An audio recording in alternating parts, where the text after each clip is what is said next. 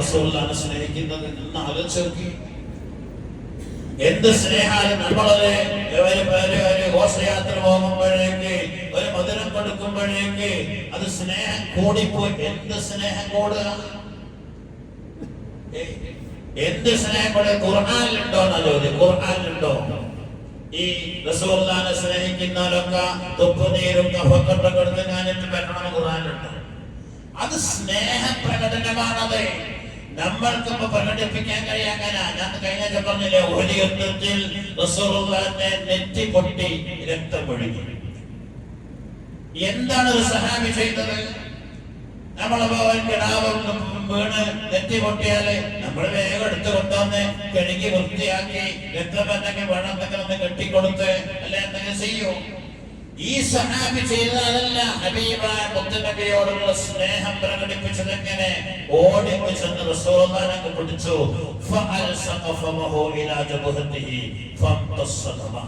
തന്റെ വായ രക്തം പൊട്ടുന്ന നബിയുടെ നെറ്റിയിലേക്ക് ചേർത്തൊക്കെ പിടിച്ചു. ആ രക്തം പുറത്തു പോവാതെ അത് മൊത്തിക്കുടിച്ചു, നക്കിയെടുത്തു. ആരെ?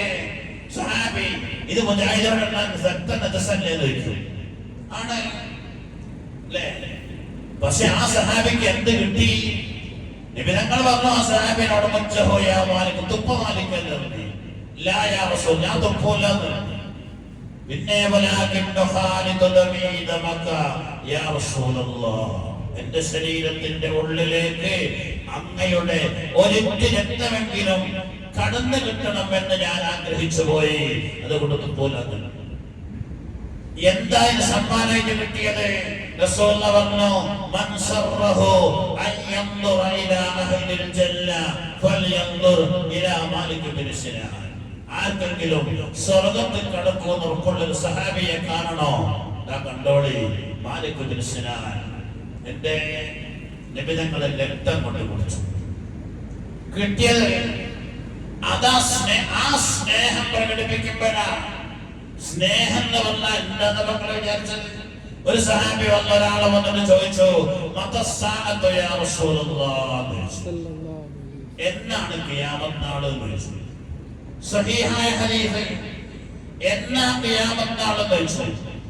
ഡേറ്റ് ഒന്നും പറഞ്ഞു കൊടുക്കാതെ റസൂലുള്ളാഹി അയാളോട് ചോദിച്ചു, മാദാ അഅദത ലഹാ, നീ എന്താണോ അന്നേക്ക് ഒരുക്കി വെച്ചു ചോദിച്ചു. എന്തൊരുക്കി വെച്ചു ചോദിച്ചു.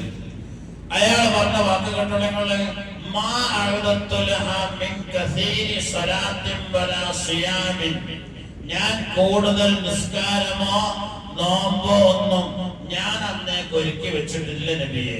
വലാകിൽ ഹുബ്ബല്ലാഹി വറസൂലി, എനിക്ക് അങ്ങയോടും അല്ലാഹുവിനോടും വലിയ ഇഷ്ടം.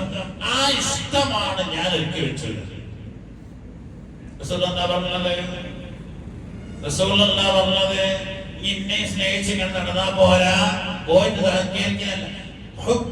റസൂലുള്ളാഹി പറഞ്ഞു, അന്ത മഅമൽ മഹ്ബബത, അന്ത മഅമൽ മഹ്ബബത, നീ ആരെയാണോ ഇഷ്ടപ്പെട്ടത് ആഖിറത്തിൽ അവരോടൊപ്പമാണ്. അപ്പൊ റസൂലുള്ളാഹിനെ ഇഷ്ടപ്പെട്ടാൽ സഹാബത്ത് പറയാ, ഈ ഹദീസ് കേട്ടതിന്റെ ശേഷം, ഞങ്ങൾ മുസ്ലിമായതിന്റെ ശേഷം ഞങ്ങളെ ഇത്രയും കൂടുതൽ സന്തോഷിപ്പിച്ച നബിതങ്ങളെ മറ്റൊരു വാക്ക് ഞങ്ങൾ കേട്ടിട്ടില്ല. എന്താ കാരണം? അവര് ഹബീബായ മുത്തുനബിയെ മനസ്സറിഞ്ഞിട്ട് സ്വന്തം ശരീരത്തെക്കാൾ, ബാപ്പയേക്കാൾ, ഉമ്മയേക്കാൾ, മക്കളെക്കാൾ അവർ റസൂലുള്ളാഹിനെ സ്നേഹിച്ചു എന്ന് അവർക്ക് ഉറപ്പാണ്. അതുകൊണ്ടല്ലേ സൗഭാഗ്യം കരഞ്ഞു. നിസ്കാരമൊക്കെ കഴിഞ്ഞ് വീട്ടിൽ വന്ന് ഭക്ഷണം എടുത്ത് വെച്ചപ്പോ കരഞ്ഞിട്ട് അങ്ങനെ തന്നെ റസൂലുള്ളാഹിന്റെ ഹദ്റത്തിലേക്ക് ചെന്നു. എന്റെ സൗബാനെ, നിനക്കെന്തേ പറ്റിയത്? മുഖം വിവർണമാണല്ലോ. എന്താ പറഞ്ഞത്?